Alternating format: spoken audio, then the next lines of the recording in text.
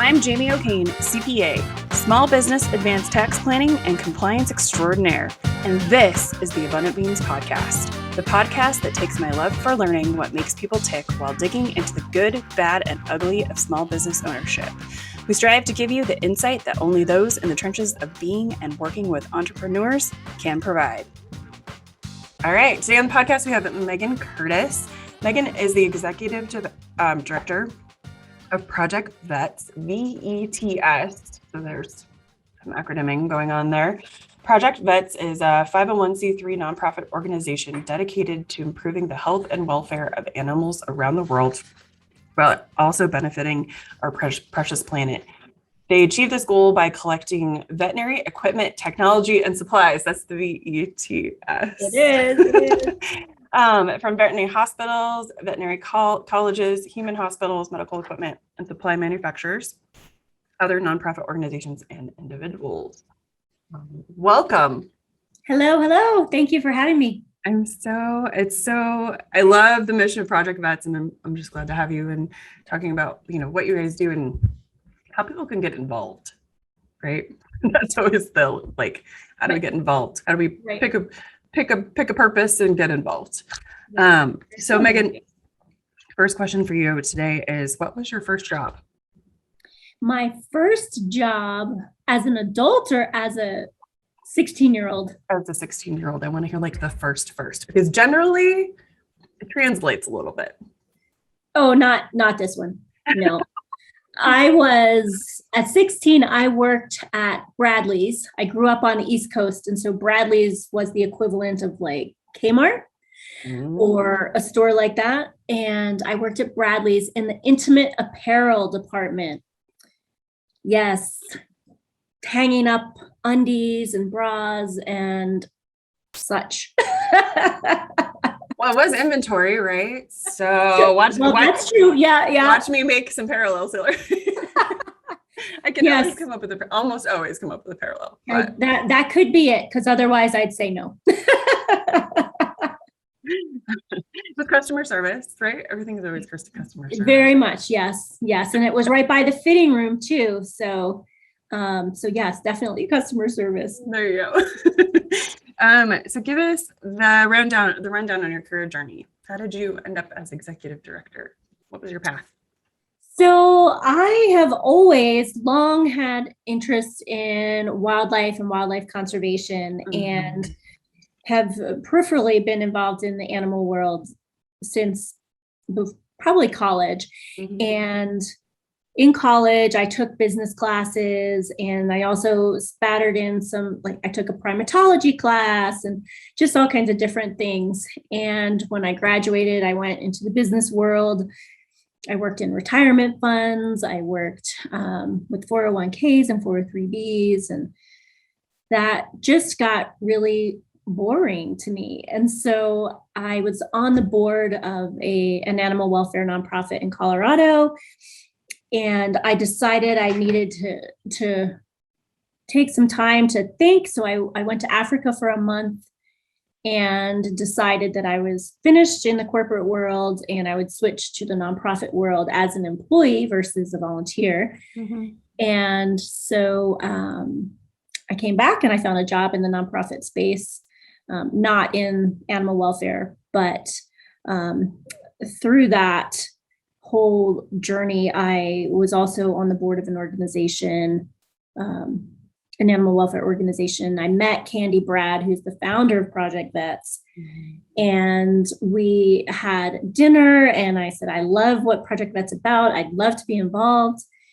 And the next week, I learned I was pregnant with twins. So took a little time to get on board, but I believe when my twins were 5, I started working as an employee for Project V.E.T.S. And awesome. That's been about 6 years. So tell us about the mission of Project V.E.T.S and what do you guys do? We can talk about the mission, but what is the practicals? How does it help? Right. How does it help people? So what we do is we accept anything that can be used in the care of an animal, and that's either a companion animal or wildlife or working animals. Mm-hmm. And so anything that could be used clinically, in a hospital setting, in a field setting for wildlife, free roaming wildlife. And then also we do accept some pet products, and we have a warehouse in North Boulder, and most of the items come there. And then we have over 100 other nonprofit animal welfare groups that we send all of that product to free of charge. So animal welfare nonprofits all over the world. Right now, we're in 45 countries. They apply to us to be part of our program. They have to be a nonprofit and have a veterinarian on staff or as a volunteer. Then they go through an approval process. And once they're approved, they are part of our program almost, in most cases, for years and years and years. Sometimes it doesn't work out, but generally it's for as long as they want to be. That's awesome. So it's always interesting to me that nonprofits are generally tiered, right? So it's like you guys provide, this certain thing and to other nonprofits, right? Because Yes. they have, whatever their needs are. Sometimes it's what you guys do. And then they probably have other nonprofits they work with as well to get them funds or get them whatever. And I think people just don't understand the mechanics of that. And then they might actually have nonprofits under them at some point, right? Right. So there's kind of yes. So there's they have to source, for their particular missions, they have to source maybe things from you and things from a different one. And then they're under that probably distributing as well. So I think as a business owner or a small business owner, like we just don't understand, like, how does a nonprofit actually get the things they need generally? And I just find it really interesting that you guys are able to like consolidate the need and then, distribute it to, whoever needs it or whoever's, whatever they're asking for in a certain time. And there's, if you think about the US, right, and many places in the world, there's so much excess here. And especially in the veterinary space where, a lot of veterinarians have worked really, really hard to buy that piece of equipment or whatever it is. And there's almost a sentimental attachment to it. And so rather than that piece of equipment or that, those expired supplies going into the landfill, they're able to donate it to us, and then it'll live on, for animals in need all over the world. So it's, taking excess here and really just keeping it in use. Because I love it. Everything we accept has to be in working condition. So it really is just continuing its life wherever it goes. And that could be Africa, India, the US, Europe, Central America, all over. I love that. And, a lot of the time, and because I work on the tax side, people are like, well, I'm going to get new equipment every year. Or, we're getting all this equipment. And I'm like, well, do you need the equipment? A, B, where's it going to go? Right. And I love the other side of that is like, it can be donated. It can still have use. Right. Through your mission or, maybe even wherever. So I love that. I have all these questions and I kind of like have arrows because that's how I roll. That's how I roll too. But I will say too, go ahead.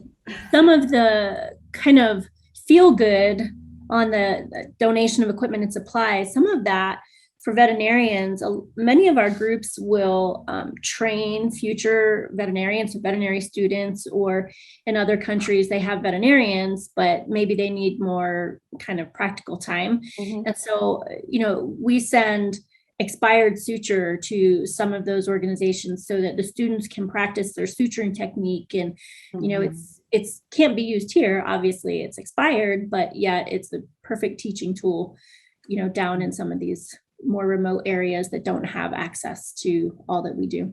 And maybe they don't care if it's expired. No. Right? I mean, when you're stitching up a banana or a stuffed animal, it really doesn't matter. It really doesn't matter. I love that. So what are some of the ongoing needs that Project V.E.T. Has for its underlying missions?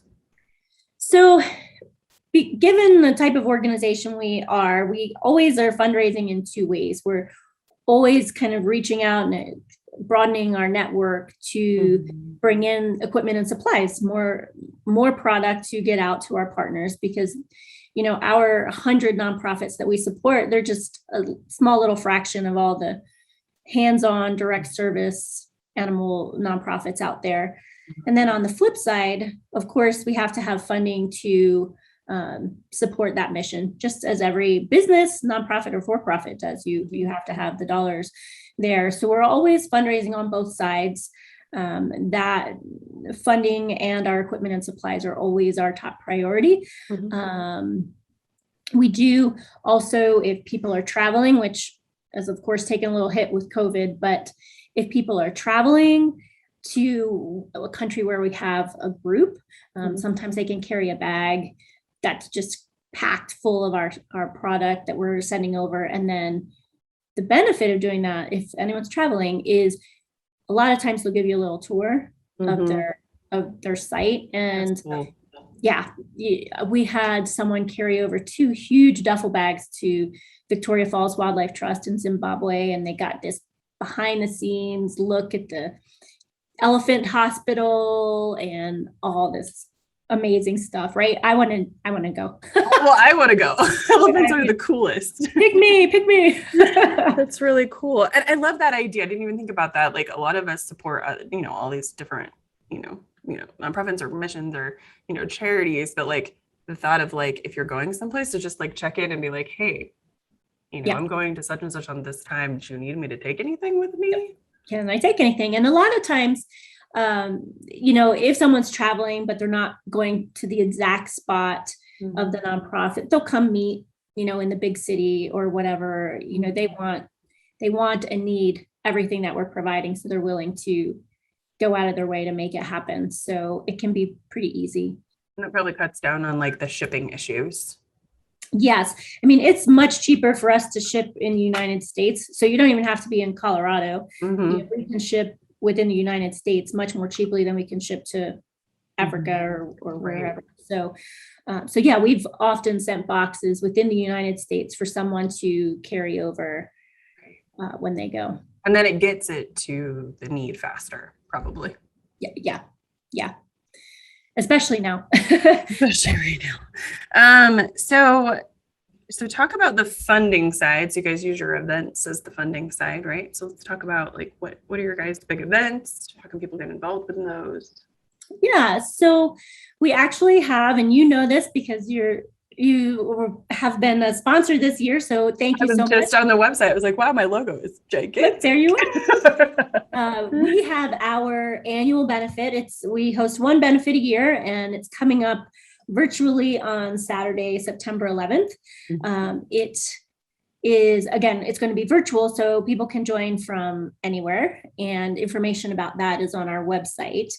But the event is kind of this cool trip around the world. We're stopping in the DRC, in Uganda, Vietnam, South Africa, Puerto Rico, all kinds of different places, and visiting with our partner groups, some of our partner groups there, and just kind of seeing what they do, the types of animals that they work with. It's, again, companion animals, some really awesome wildlife. It's going to be this little trip around the world. We have an auction, a typical silent auction, and then since we're virtual, a live auction doesn't quite work as well, but so we're calling it our not so silent auction. I love it. So that's going on, and yeah, it'll be, like I said, about September 11th. It's in the evening, so a good kind of sit down with your dinner, glass of wine or something else. It's free, right?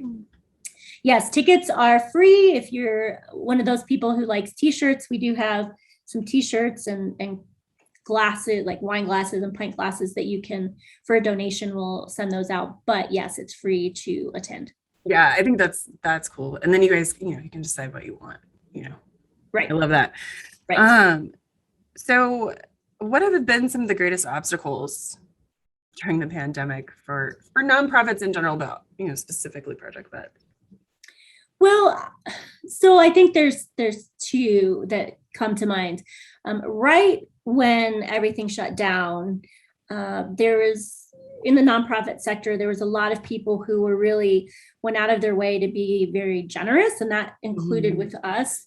Right at the beginning of the pandemic, we really, a lot of our donors showed up for us, and it was incredible. Since then, though, we've unfortunately seen a little bit of a kind of fall away from that. I don't know if people have lost jobs or just being a little more cautious, but funding is kind of we're fine, but funding is kind of slowed, I should say, over the past probably 6 months. Outside of that, the biggest hurdle we had last year, right when things shut down, the staff went and worked from home for a little while, probably 3 weeks until things settled down. And then we worked out a schedule to get everybody back in the warehouse, but only by themselves. So they weren't together. But what happened was they went in and they started putting together all these boxes because, as with everybody, every organization all over the world, our partners were really hit. Nonprofits providing direct service rely on volunteers. They rely some that travel there. They rely on tourists to come through and help. A lot of stray animals eat off of tourists, if you know what I mean. They go into the trash and they eat out of the trash, but then there's no tourism. So there's all these animals on the streets starving.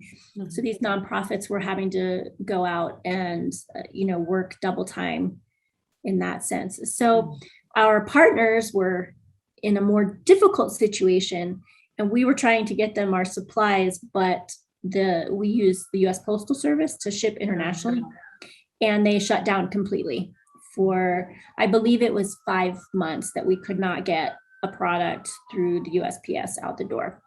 So we ended up using DHL for a short time, but that was double the cost.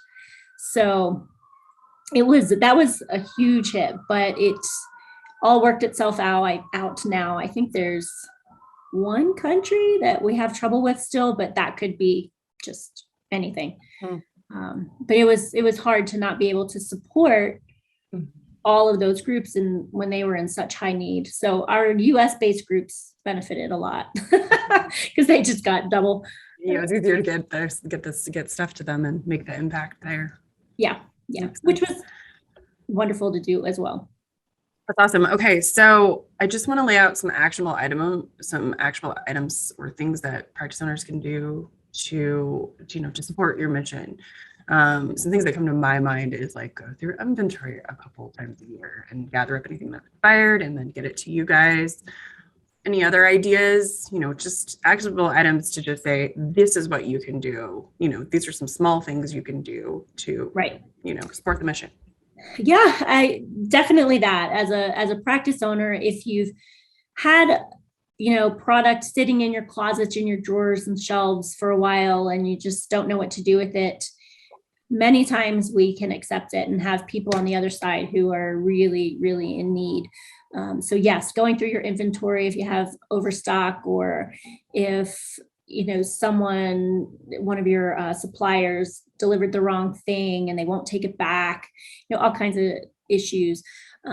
Definitely just keep us in mind. And we do ask that the donor pay shipping to our Boulder location, but you can send everything as cheaply as possible and you will get tax benefit for the donation.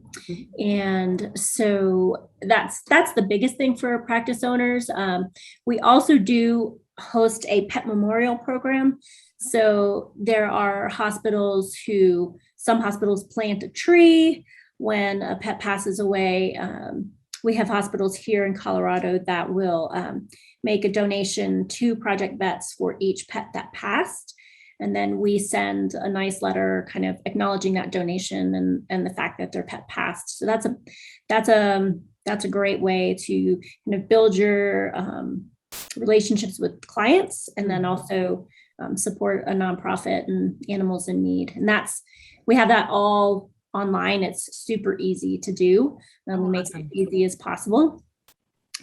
So that's one thing. And just with everything, spreading the word, for sure, spreading the word. And if you're interested in kind of getting involved, we have national presence as far as our donors of equipment and supplies and financially, but we do also have partners all over the world. So if you're interested in some exposure, it's a good place to stop.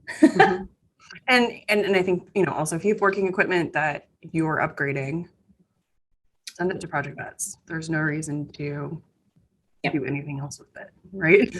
Right, exactly. Right? That's the best way to give that equipment additional life. Exactly. Exactly. Somebody else might want it.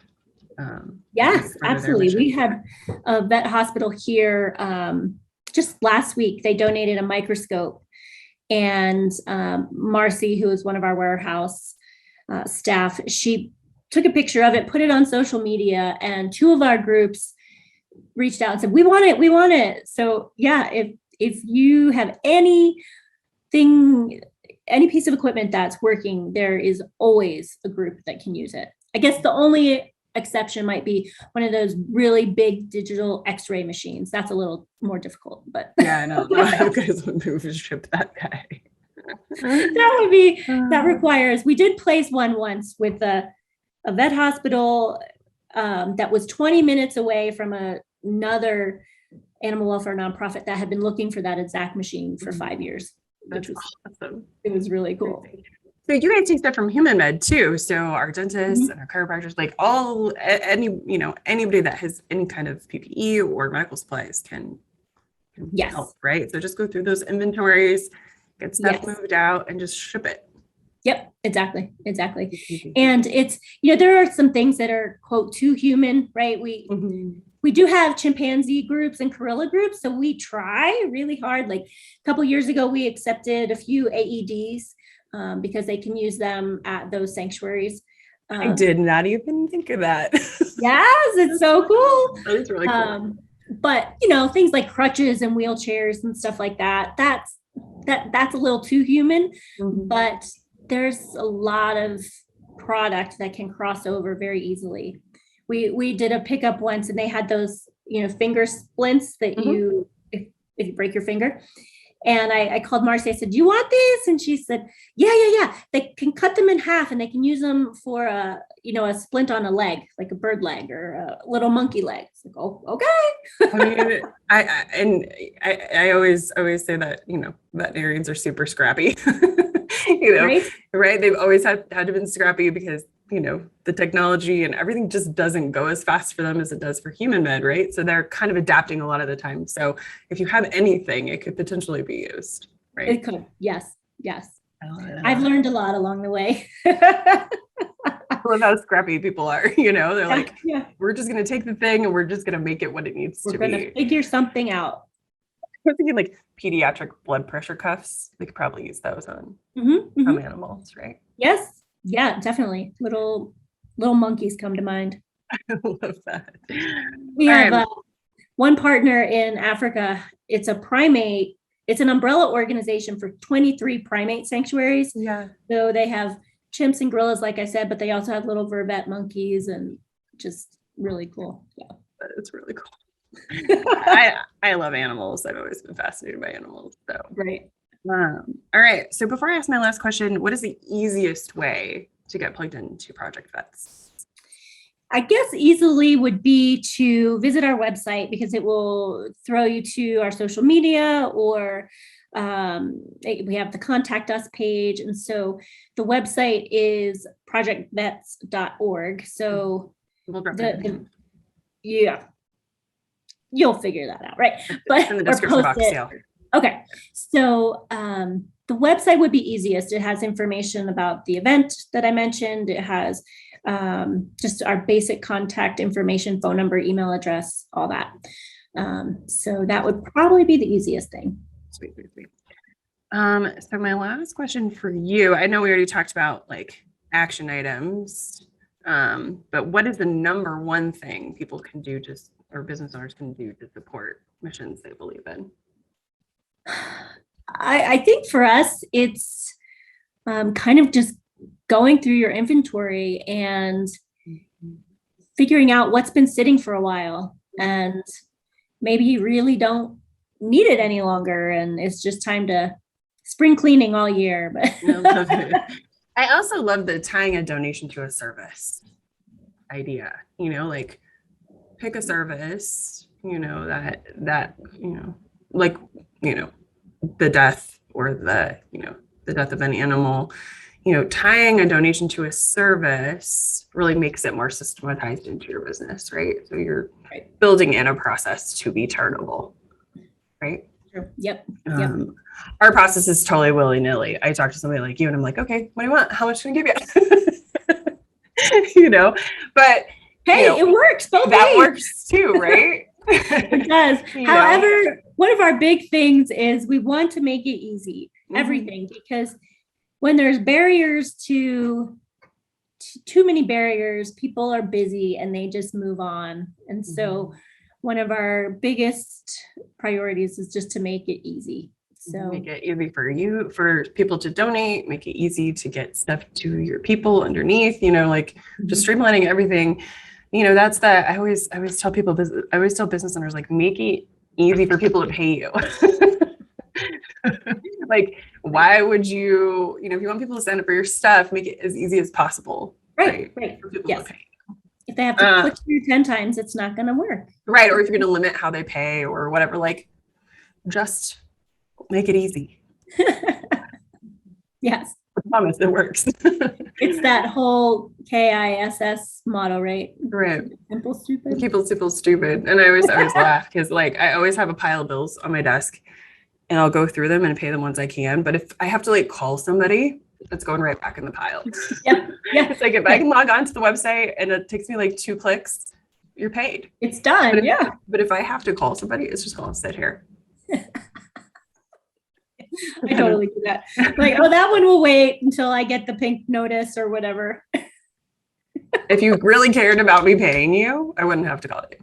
Right. So, you're telling me what you value right now with, how hard it is. It's super easy to set that up these days. It's not as monumental as it used to be. Crazy. All right, Meghan, thank you so much for your time today. Thank you so much for having me. And it's been so fun. And thank you for your support too. Absolutely. Thank you so much for listening or watching. Be sure to subscribe on YouTube, iTunes, or wherever you prefer to listen. If you learned something and found some useful information to apply to your business today, please consider giving us a thumbs up and a review. Until next week, be abundant.